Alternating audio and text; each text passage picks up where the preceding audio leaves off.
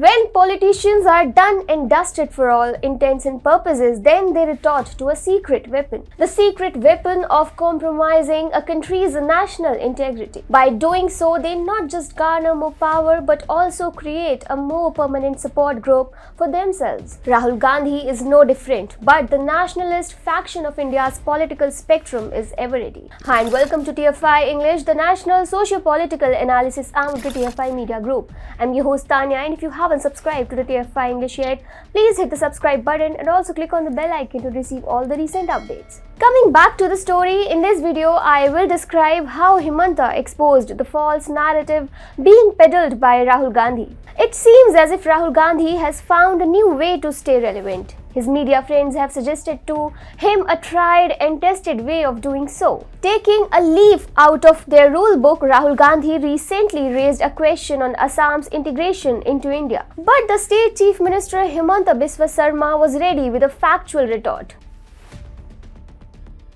During his speech at Cambridge University, Rahul's attack on the Indian Foreign Service was not the only contentious point. He addressed loads of issues, most of which were controversial in nature. In one such controversial comment, Rahul Gandhi commented on the integrity and brotherhood of Indian states. Making a bizarre observation about the development of Constitution, Congress Vice President remarked, "What emerged out of freedom movement was a negotiation between these states and identities and religion. So India emerged bottom up and all these states, UP, Maharashtra, Assam and Tamil Nadu got together and negotiated peace. From this union of states which required a conversation emerged the instrument of that conversation, the Constitution, the idea that one man will have one vote, the election system, the IITs and the IIMs." I would say that emerged out of the freedom movement was a negotiation between these states and identities, religions. And so India didn't develop top down. It almost emerged bottom up, right? And all these states, UP, Maharashtra, Assam, Tamil Nadu, they all got together and created a negotiated peace, let us say. From this union of states,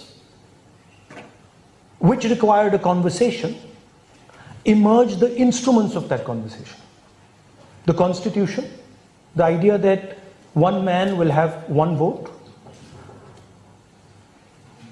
the election system, the democratic system, election commission, the IITs, the IIMs. Apparently, Rahul Gandhi was defending his India being a union of state remark. If we break down Rahul Gandhi's comments, then a unified Bharatvarsh never existed in the thousands of years old history of the Indian subcontinent. Rahul believes that modern India is a result of compromise by various states to avoid violent conflict. He seems to be deliberately ignorant of the fact that Bharatvarsh has common demography and a common dharma, that is Sanatan. Another possibility is that he actually does not know real Indian history, which frankly is a more realistic one. Even in the modern context, Congress hegemon is absolutely wrong, though every state he named in his remark has not only responded to falsehood, but Assam, having suffered the torture of staying outside the mainstream nationalistic fold during the Congress era, was not going to stay quiet. Himanta Biswa Sarma, firebrand Chief Minister of State, decided to call him out on a public platform. He even termed Rahul Gandhi with an adjective mainly associated with leftist historians. Himanta, a subject matter expert of Indian politics, reminded Rahul of how his grandfather Jawaharlal Nehru was ready to hand over Assam to Pakistan. On Twitter, Sarma shared a clip of Rahul Gandhi's remarks about Assam and wrote, "This is height of fake intellectualism. Assam never negotiated peace with India. With Gandhiji's support, Gopinath Bordoloi had to struggle to keep Assam with Bharat Mata since Nehru left us to be with Pakistan as per cabinet mission plan. Get your facts right, Mr. Gandhi."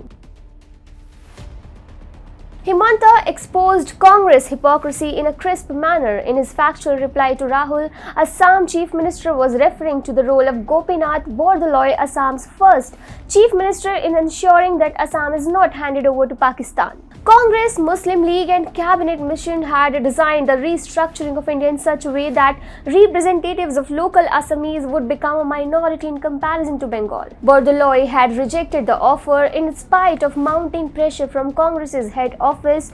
Bordoloi had refused to surrender Assam's sovereignty. In the wake of Congress not listening to him, Bordoloi led mass agitation in the state. Only then Congress allowed Assamese representatives to be part of the National Committee to form the Indian Constitution. If Bordoloi was not there, Congress and Nehru would have surrendered Assam to East Pakistan territory devised after the partition.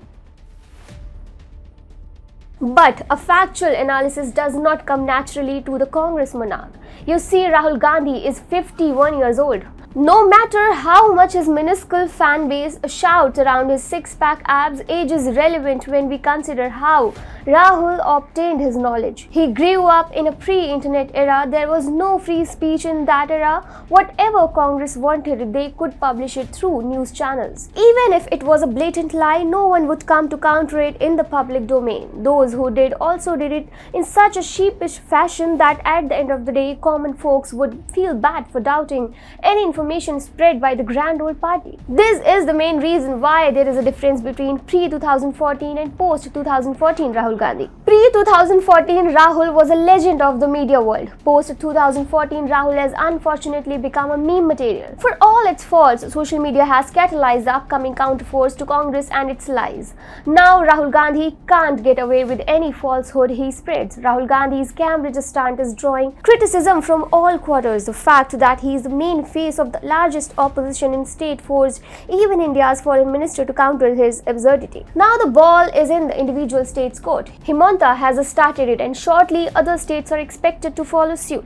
In the name of freedom of expression, falsehood should not go unpunished.